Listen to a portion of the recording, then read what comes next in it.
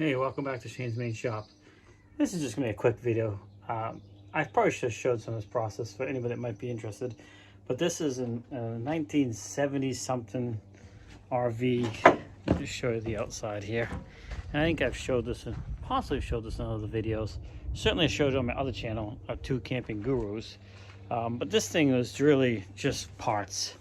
It's not worth repairing. I had a lot of water damage and something my dad picked up, shortly before he passed away, and hopes to repair it, this and that. But it's just too far gone. I found all kinds of rot, and that's a long story short. Basically, what I want to show you is anybody that's interested in seeing what the inside of these RVs look like and why they just crumble. I'm going to show you that. Let me just get the camera turned around. All right, so you can see I've actually started pulling the sides off quite a bit, really. But underneath these sides, before I pulled it off, of course, you're looking at the inside of the outside last layer, the metal layer. Between that and before that is insulation like this. So that's in between everything, all these metal ribs you see everywhere. So that's insulation. And then on top of that is just this thin paneling that just crumbles. And that is really what the outside is made up. So there's very little structural integrity with that insulation and this. Yes, it does help, make it rigid when you have all of it connected together, but it's really just these metal beams you see. And of course, there's wood in a few spots when they had to attach things, but it's just a metal frame structure. As you see, that's all it is. That's all the interior is. Now, the ceiling did have a layer of insulation. What you're seeing now is the plywood up there. And this plywood, somewhere I was able to pull it down a little bit. You can see it's I don't even think that's 1/4 inch. It looks like, yeah, it could be 1/4 inch, but that's how thin the ceiling is. Right there. Hopefully that shows. Very, very thin. Because you had insulation, 1 inch insulation, and then a thin layer of this paneling, basically, on top of it. In fact, I pulled the sheet off. It's out there. Really, if you look at that pile laying there, that flat stuff, and that aluminum on the ground, that makes up all the interior right here you see missing already. That's it. That's how thin it is. And the aluminum you're seeing makes up all of this exterior wall here and a couple of sheets from this side. So it really reduces down to a very small amount of material. It's just basically a shell. And of course, this has the van, it's the van front end. But we're currently in the process of, continuing to disassemble this. We are saving anything out of it we can use or sell potential to anybody who's trying to rebuild an old one or want some vintage parts. I gotta pull the vents out and get ready to pull the AC out here. Once I pull the AC out in these last 2 vents, we can finish removing the exterior panels, take off the aluminum roof that's on this, then this very thin plywood. And then once all that's off, I'm going to go ahead and cut off this steel framework. So it'll be just the floor and the van front end. But as you can see, there's not much to these. A little bit of water seeps in. You can see over there it's rotted. It was a little bit of water coming from a light fixture on the outside. That's one thing you have to check on these things all the time. Any RV camper, even new ones, those external lights, I'll show you, are just notorious for leaking. And it's, they go up at the corner here. It's hard to see because the sun is right in my eye. As you can see, the spots where I removed them, that one there, when I removed it, was full of water. And someone had put some new ones on and recaulked it. This camper, the way you see it, is exactly how it showed up here. So we haven't done nothing to it other than dismantle it and save some parts. Now, they did do a lot of work to the motor. I'm not going to try to open that right now, but so the motor's in good shape. But as far as the rest of it, it's just going to be parts, and we're probably going to I really want to sell the chassis and the motor whole if someone's interested, but I know trying to get rid of the whole thing would have been a little bit more difficult because somebody else would have had to deal with this. So I'm going to continue to get this thing completely disassembled, and then we'll try and sell motor and chassis. Again, I'm gonna get the propane tank underneath here. That's got to come off. But yeah, so some of the components are out here. Like this is the furnace, the heater.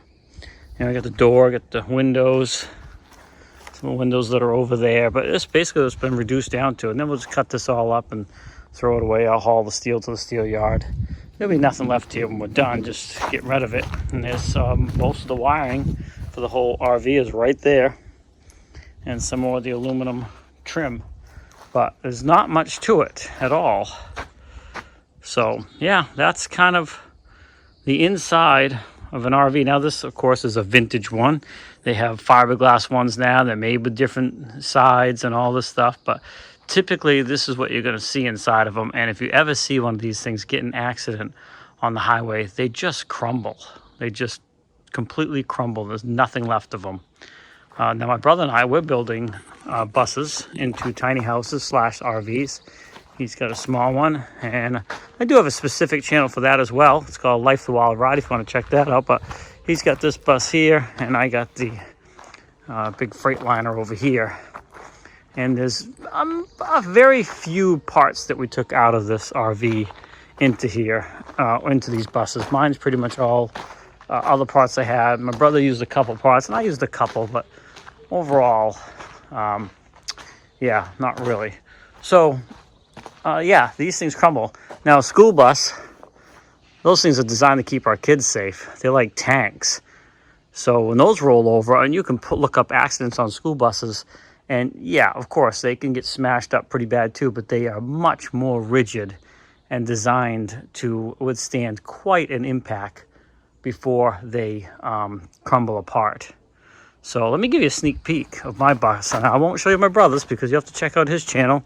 His channel for this bus is Finding Mark in Maine. My channel for my bus is Life the Wild Ride.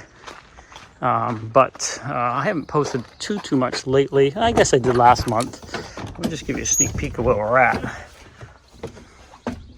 So it's coming along. We still got quite a bit of work to do, obviously. But we do have some cabinets in. And this is all custom made. I mean, my wife and I custom built everything you see here, pretty much. So we're just slowly in the process of building this thing out. And there's our bathroom. This will be where all the water is. There's a closet here. But yeah, this would be our bedroom back here with overhead cabinets on both sides.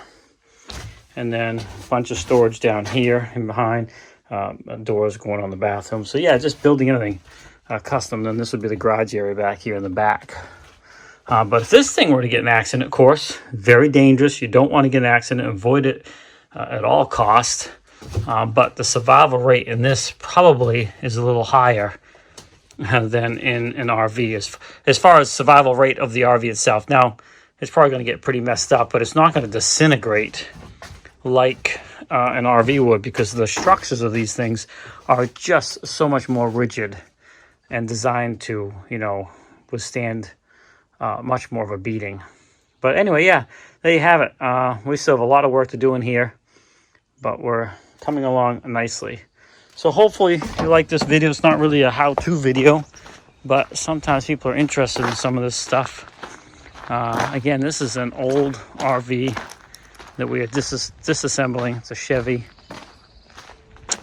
And that is the inside once you start removing everything off of it. And it just doesn't leave much left. We are going to save the ladder. I think my brother might use that ladder on his bus. But yeah, there you have it. The inside of an RV after you start stripping it out. Hey, thanks for swinging by Shane's Main Shop. Please like, subscribe, comment, come back often for more videos. Also, swing over to my other channels. I have 2 camping gurus, which I don't post on too much. Life the Wild Ride is about my bus, and you can always check out my brother's bus at Finding Mark in Maine. Have a great day, and we'll see you in the next video. Well, thanks again for swinging by Shane's Main Shop. I hope you liked that video. Make sure you come back. I have a lot more videos. But you know, there's another channel out there that's got a lot of videos as well, and a pretty good variety, and that is The Art of Doing.